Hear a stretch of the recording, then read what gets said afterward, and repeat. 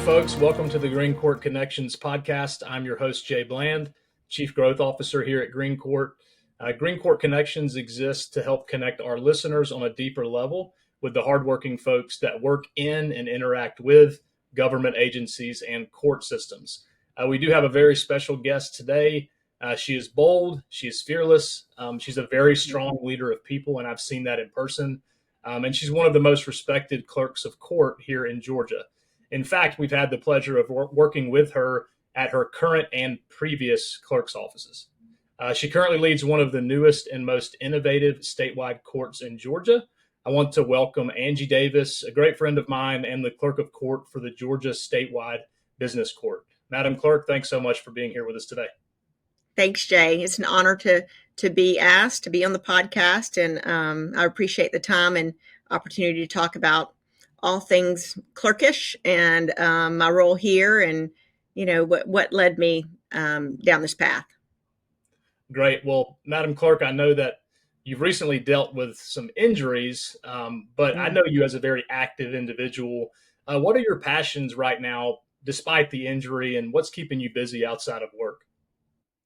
Well, I am recovering from a fall, which kind of crushed an ankle, and I've got lots of new hardware, so which makes me even, I guess, more fearless and bolder. So I've just got to get to the full recovery process, but outside, so I'm working up to all the things that I love to do: running, hiking, working out. I'm just doing it at a much slower pace right now. Trying to fully heal to make sure that I have the opportunity to do that. We've got two college age daughters, who are both in school in Alabama. One is a nursing student at Auburn. One actually just graduated from Samford University outside Birmingham. So any opportunity to take road trips to Auburn or Birmingham, I'm all in, and it's a short 2-hour commute. So I love going and visiting our girls, and taking in a football game or two is just kind of gravy on top. Well, War Eagle to that, you and I have bonded over the schools that your daughters are attending. I attended undergraduate at Auburn, the most wonderful place on earth. It looked a little bit different back then, but it's still beautiful and growing a lot. And then I got my law degree and my MBA at Samford there in Birmingham. So we've definitely connected over those schools. Mm-hmm.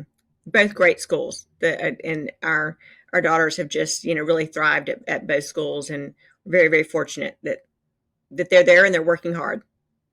Well, my daughter is 1 year old, so she's not quite in college yet, but she's smart enough to be already. Yes, absolutely. I've told her that she has to go to Samford. I've already told her that. Her mother went to Alabama, and that's just not going to happen. We need her to go to Samford. It is a awesome place with awesome people. Definitely. If someone were to visit us here in Georgia for the first time, and I probably have a different answer than you, what's the first thing that they should see or do? Well, I'm probably a little biased because I live in Cobb County, just north of Atlanta, and some folks may not know that that's now home of the Braves. And the Battery, which is the development that houses Truist Park, where the Braves play, is just incredible. It's a great place for first-time visitors to take in a Braves ball game. But there's they're great restaurants, great shopping, entertainment venues. So that's usually top of the list if we have friends or family come in from out of town that haven't been to Atlanta. You said, I think you asked for one answer, but I'm going to segue. I've got to bring in North Georgia and South Georgia at the same time. The North Georgia mountains, I love to go up to Blue Ridge or Allijay, and there's great hiking, waterfalls, some beautiful lakes up there, some wineries. And then probably going south, a couple of my favorite places. I love the city of Savannah.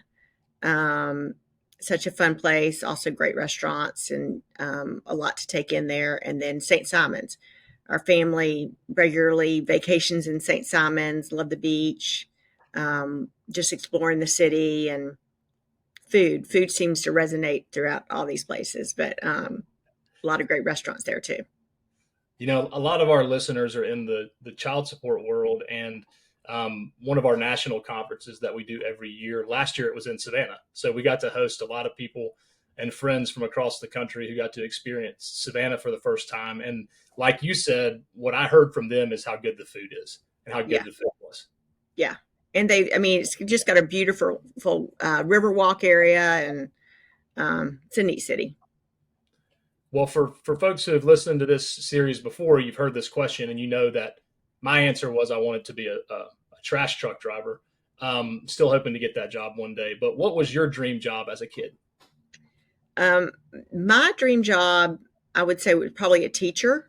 I was one of these kids that really loved school, and that I would attribute that in part to having some really great teachers who just poured into me, challenged me, gave me some great opportunities to stretch myself, and so just having that impact on me, it was something that I always thought that I would want to do. Definitely a thankless job, Yeah. and so that was probably my first desire was to teach. By the time I got in high school, I was a trainer for football and basketball. So went to a lot of sports medicine, physical therapy camps, worked part-time for a physical therapist, and wanted to, by the time I was in high school, pursue a career in physical therapy, specializing in sports medicine. Got to college, got in those first biology and chemistry classes, quickly decided that I need to change course. And I went to the opposite side of campus, and I got majored in English and minored in political science. Yeah, teachers, I've got my son is 3 and he's in school. And so I'm really back into seeing teachers all the time. And it is a thankless job. Mm-hmm. We recently hired, not a couple years ago, but somebody who's on my team at GreenCourt named Ren. Ren was a teacher before she joined our team. Mm-hmm. And I tell you what, I'm going to hire more teachers because they are the most patient, hardworking, appreciative people. They're so good with people. Yeah. It's so hard to rattle them. I mean, Ren had a class, of 100 fifth graders teaching them social studies. It's really hard to get on her nerves when she compares it to that. Well, you spoke a little bit about how teachers have helped shape you. So maybe that would lead into this question, but who has been the most impactful mentor for you? I've had some great mentors, professionally, that gave me a start in this line of work. I can think of several judges. Initially, I got my start in magistrate court, fresh out of high school. I had a summer job working in the clerk's office, and from there, had the opportunity to come back throughout my undergraduate years. Every summer, every Christmas, every spring break, I spent in the magistrate court working part-time. It was just fantastic to have a job to come home to make a little money for school, but it also exposed me to the court system. And I grew to really love being in that environment, working with those people, just the culture of the courthouse. And so Judge Jim Bodford, he was the then chief magistrate judge, went on to become a Superior Court judge, now a retired Superior Court judge. But he gave me my first opportunity in magistrate court. And then after undergraduate school, I went full-time in magistrate court. And around that time, it's probably early 90s, and ADR, or alternative dispute resolution, had been introduced. Our Superior Court had a ADR program, mediation program for domestic and civil cases. And Judge Bodford really desired to start a mediation program in magistrate court for small claims cases. And he gave me the opportunity to basically create the roadmap, develop the plan, work up a budget and make the pitch to our Board of Commissioners at a BOC public meeting. And it was just, again, a fantastic opportunity. And he really mentored me through that um, to stretch what I could do. And fortunately, we were approved for the program. And I believe it was the first magistrate court mediation program in the state at that time. That was probably, again, early mid 90s. Um, and then Judge Bodiford went on to Superior Court to be Superior Court judge, and Judge Vic Reynolds then became the chief magistrate judge. Judge Reynolds is now a Superior Court judge, is our former statewide GBI director, and he too gave me some great opportunities. I was working in the mediation program. He developed a court administrator's role there in magistrate court, and that position gave me more exposure to working on county budgets, projects, programs, more staffing responsibility. And our clerk then retired, and Judge Reynolds combined those two positions. And I kind of had a dual role at that point in time. But both of those gentlemen were key in not only giving me opportunities, but I was able to, watch them work, watch them, navigate meetings, and saw how they interacted with people. And I think the common denominator with both of them is that they were very just the relational aspect and everything that they did. They were great communicators. And they taught me that the job is not just inside the workings of the courthouse or the office. They were both very committed to community engagement, involved in business and civic organizations. They volunteered their time outside the courthouse, and really just set a great example of what a leader needed to be, not just sitting in the confines of the office or the courtroom, but building relationships and helping their community and giving back. And so I would say that those two definitely come to mind as mentors early on in my profession. And they've always encouraged me as I've moved from place to place or job, role to role in the courts. And that they've always been there kind of by my side. And then when I moved and transitioned to state court, Diane Webb, who was the then clerk, brought me on as her chief deputy clerk. And Diane really took me under her wing and taught me so much about handling a high volume court. Cobb County State Court, again, a very high volume traffic court, misdemeanor court, handles civil filings. Cobb now probably is pushing 800 plus residents. And so having a large volume court and handling that workload, she really taught me the inner workings of how to really dig in, know the work that you're doing, being an expert in your field, and also managing a large staff. And she was incredibly enthusiastic as a clerk. We, I think, brought a lot of different strengths to our team as the clerk and chief deputy. She always gave me the opportunity to sit alongside of her and to know the full workings of the court. And so when she retired, it was I'm not going to say it was an easy transition to clerk, but she gave me a really strong basis to take on that role. And so I'm very, very grateful for that. Yeah, you mentioned three great Georgians right there. Yes. Anybody who's worked in or around the court system in Georgia over the past 30 years knows all three of those people. Yeah. And they've done some pretty incredible things. And I think they would all be proud of the example that they set and the example that you followed. You mentioned a lot of things in those stories that I see you do today. I mean, in my opinion, if you want to see how good of a leader somebody is, you need to go talk to their people. And I've built relationships with your staff at both of your last stops, and everybody has so much respect for you. I've seen you run meetings. I've seen you communicate. I've seen you do community outreach stuff in Marietta. And I do think they'd be proud of you. Thank you. So we have a lot of listeners from government agencies that they rely on the court system, but they really don't know that much about the clerk's office. And as somebody who went to law school, I can tell you we did not have a clerk's office class in law school, and we should have.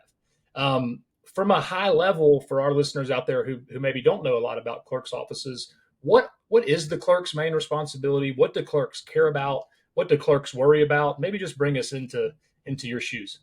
Okay.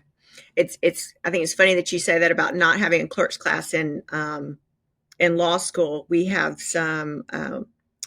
several interns this semester, and we rotate interns every semester. But one of the young interns who's in law school, second year law school.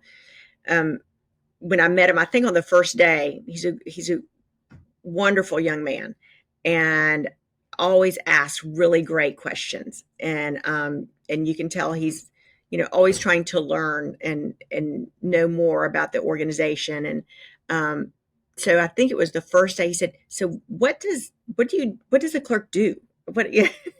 And so to answer the question, in a nutshell, the clerk is the keeper of the record and handles the fiduciary duties and responsibilities of the court. In some instances, it may be the clerk's office. Where I am now, it's of the court. I think it depends on the jurisdiction, the county, the state. The role of the clerk can look different at every stop. Right. But basically the integrity of the record and collecting fines and fees, and of course customer service is a huge aspect of that, because the role of the clerk is public serving. And so that's how I would kind of sum up what the role is on a very high level. Yeah, I think that's exactly correct. From what I've seen in the last, really my entire career, I've worked with clerks, and it's been a lot of fun to be probably the attorney in Georgia that knows the most about clerk's office. Mm-hmm. Definitely don't give an award out for that. I'm yet to receive an award, but I'm going to designate myself as that winner. We talked about your time at Cobb County State Court, which you really, although you had to innovate and do lots of things to bring that office along, that office was pretty much established when you got in there. Mm-hmm. You then transitioned to this new Georgia statewide business court. And at that time, when you took this job, that court was nothing. They'd never heard a case. They'd never had a filing. They don't have a record to keep. So what was it like transitioning from an established office like Cobb County State Court to a brand new Georgia statewide business court? Well, it was a hard decision to leave kind of a family, a work family of 29 plus years is how long I had been with the county, and I had been in state court for 20 of those years. And as you said, the office was well established. The office had a great reputation before my time, but I like to think that we really pressed upon those same values and the same culture as the great clerks that came before me, and it was somewhat of a well-oiled machine. It was we had a large team of very dedicated employees who were committed to doing the work and doing it really well. And that's a hard place to leave. Right. But looking back at the decision, I think I was probably ready for the challenge more than I even knew or thought at that point in time.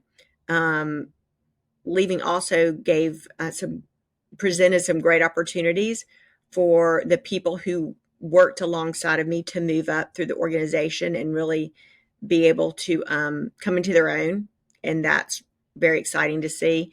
But in making the transition to the statewide business court, we received our first e-filing on August 1st, which is when, by the enabling legislation, the court commenced August 1st. That was a Saturday.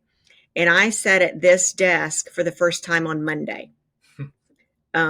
So there was a lot of kind of having to play catch up a little bit. The judge, the inaugural judge of the business court, Judge Davis, no relation, Judge Walt Davis, he was on board and was able to build out a lot of things. I would say, I think January of 2020, and the court commenced August of 2020. So he was trying to piece together everything from our, the PCs on the desktops to the designing plans for the courtroom build out. And when I got here August 3rd, there were a lot of elements that were in place. There was a case management system that had been rolled out, but not necessarily perfected for the needs of the court. And our e-filing system was up and running, thankfully. And I knew the Peach Court product. So that, in all even if I weren't on the GreenCourt podcast, I would say having that kind of in the back pocket was definitely a big part of the appeal of coming on, or I guess some reassurance, right, that I knew who the e-filing vendor was. There was a relationship there that I knew I could depend on GreenCourt. I knew the experience, I knew the product, I knew the people behind the product. And so there was definitely reassurance there. But there was a lot to figure out. I'd never worked on a state budget. Mm-hmm. I was used to countywide budgeting. This is a large operation. We're a statewide court. Had to figure out everything from procurement to how do we get our mail delivered. Those are things you don't think of when you're in an organization for 30 years and your mail just shows up. Right. Your phones are already activated. Setting up bank accounts for the filing fees. All of the things that when a court's established, you kind of take for, or an office is established, you take for granted. But we were the first new statewide class of courts in over 100 years. Prior to that, it was the Court of Appeals. Right. But it had been over 100 years before there was a new statewide class of courts. And so there were many challenges. But the team, I had the opportunity, of course, to meet a number of times with Judge Davis and with the senior staff attorney and the admin staff and the term clerks that were being brought on board. And all came from the same place of being passionate about what they do, wanting to create an excellent product in the Georgia Statewide Business Court. And so there was a great alignment there among the team that was being formed. And that was a real attraction for me to make the leap, and has been kind of the steadfast element to the last 3 years, the collaboration, just that commitment to excellence. And it's a small team compared to where I came from, but like to say we're tiny but mighty. Yeah. And we get some really great things done. Yeah, and you mentioned Judge Davis, Judge Walt Davis, who's now back in private practice. I think I would be remiss in not mentioning how instrumental he was in setting this court up. I mean, from watching that process from state bar committee to legislation, Mm-hmm. The whole legislative process, and then trying to start the court out of nothing. He was awesome. I don't really know anybody else who could have done that. A lot of judges, when they put that robe on, they're taking it from somebody else, right? Mm-hmm. So everything's pretty established. But Judge Davis, what he did in setting up this innovative court for us in Georgia is just so instrumental. Yeah. I think oftentimes, I think there's some roles I see that in the magistrate court judges, or your probate judges often have a lot more administrative responsibilities, just because they have a tendency to have a larger office staff. Maybe the clerk's office is appointed by them, under them, and I see that initial business court judge role in a similar fashion. Judge Davis had to handle a lot of administrative functions that are not necessarily the norm. Right. What for our listeners out there who don't know anything about the business court, just kind of at a 30,000 foot level, why did we create a statewide business court, and what kind of cases does it handle? Well, the court was created to handle complex civil litigation, with the filing threshold of a claim of $500,000 or greater. We represent the full state of Georgia. So if there is a case in Chatham County, Savannah, that case can be filed here. If the way that the enabling legislation reads, if there is a jury trial to occur or a bench trial, in that case, we would go to Chatham County to have that trial conducted. And, my understanding, and I was not involved in the crafting of the original legislation, but my understanding is that, the need to have a jury of peers really kind of is the purpose behind having the case here, but going to Chatham County, right, to have a jury from Chatham County. And thus far, we've had a jury trial from Fulton County and a jury trial from Cobb County, and we've been able to work with those jury administrators, court administrators, in pulling that off. But it's definitely a unique element to the court, and having to travel, and again, you talk about the importance of relationships and building a network among other courts.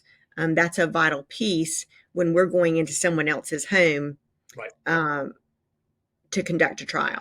Right. So it's worked incredibly well in Fulton and Cobb, and they were both great partners in pulling off those jury trials. You went from somewhere where you were very comfortable, not stagnant by any means, because your office was still doing new and innovative things in Cobb County, but you were comfortable, and you decided to be uncomfortable and make a switch to something new. So I'd like, for our listeners out there who might be considering a bold move to something new, what would you say to those folks who are considering that move? Well, when the notion of commuting downtown, when I had a 15-minute commute my entire career, when the question was posed to me, there was a strong level of disinterest. It's a nice way to say it. And I was very comfortable where I was. Not that I had all the answers, but I knew maybe who to turn to or who to call. If I didn't know why I wasn't getting the mail. Right. So initially I wasn't all on board and gung ho. I didn't think it was the right path for me when the subject first floated. But as I looked at where I was and, where I wanted to go, I did realize that, this was a challenge and would be somewhat uncomfortable. Mm-hmm. And, I've often heard anytime you kind of want to run from something because you see it as a challenge, maybe that's when you need to step up and step out. And I'm so glad I did, Mm-hmm. because it's been a tremendous learning opportunity. Maybe not every day, but at least every week I'll learn new things. I think I've grown tremendously, professionally, personally, through the opportunities this past 3.5 years. But it's definitely stretched me to learn new things, and that I think that's good for all of us. I've also heard, the saying of maybe you need to leave when you're at the top of your game. Yeah. But so, and I was I was surrounded by great people, a loyal team. And while it was hard to leave, it was, I think it was time. And, as soon as I did depart, and seeing those people who reported to me being able to move up through the organization, as a result of my departure, was I think exactly what you want to build. Yeah, I think I think about your hobbies. I mean, someone who runs and can run the distances that you run, you've got to be comfortable being uncomfortable, because there's absolutely nothing comfortable about running 20 miles. I mean, I look at that and I go, no way. So I'd like to think that maybe it was in your DNA a little bit, the willingness to take a risk and being comfortable being uncomfortable. Yeah. Well, we've got a very small workout room at home, but on the wall, about the only thing hanging in there is a quote that says, "If it doesn't challenge you, um, it won't change you."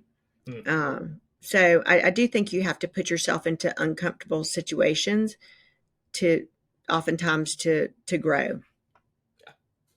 Well, I think we've touched on a couple things that'll probably be part of the answer to this question, but I've been so interested in all of our guests to hear how they navigate this question. I'm interested to hear how you do it as well. What do you want your legacy to be when it's all said and done and you're retired and you're sitting on the beach somewhere sipping a Mai Tai? What do you want your legacy to be? Yeah, that's a great question. I like to think I've concentrated on trying to leave the organization better than I found it. Um, of course, I've always come into organizations that were pretty well founded to begin with, but just having constant goals to try to improve, grow the organization. Um, that's been very, I think, consistent throughout my career. Trying to focus on the next step. How can we be better? Where can we be better? So I think that's a piece of it. I think that's maybe why this transition was kind of, I felt when I finally got around to it, called to serve on a statewide level, to try to make an imprint, make a difference.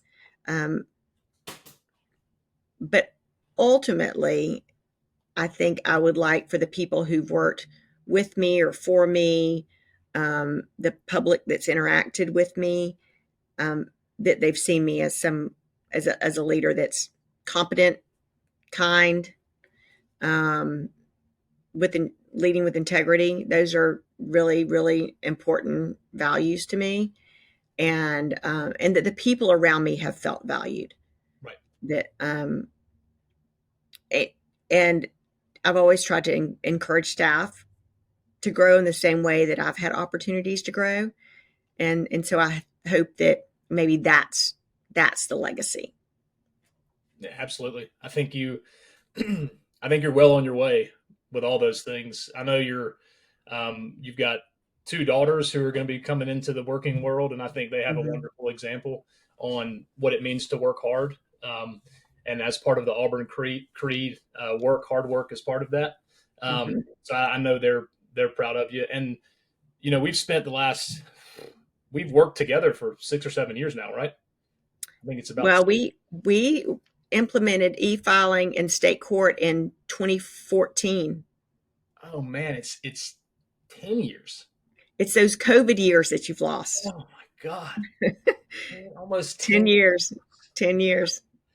Wow. And I don't become good friends with everybody I work with. It's not the way it goes sometimes. But I think because of those things you mentioned and what you want your legacy to be, we became friends. I mean, just the way you work and the way I work and the cultures that we set in our own organizations, a lot of similarities there. So I want to thank you for your friendship. I want to thank you for the great work you do for the state of Georgia that we both love so much. And thank you for joining us on the GreenCourt Connections podcast. Thank you, Jay. I really appreciate the opportunity. It's been fun.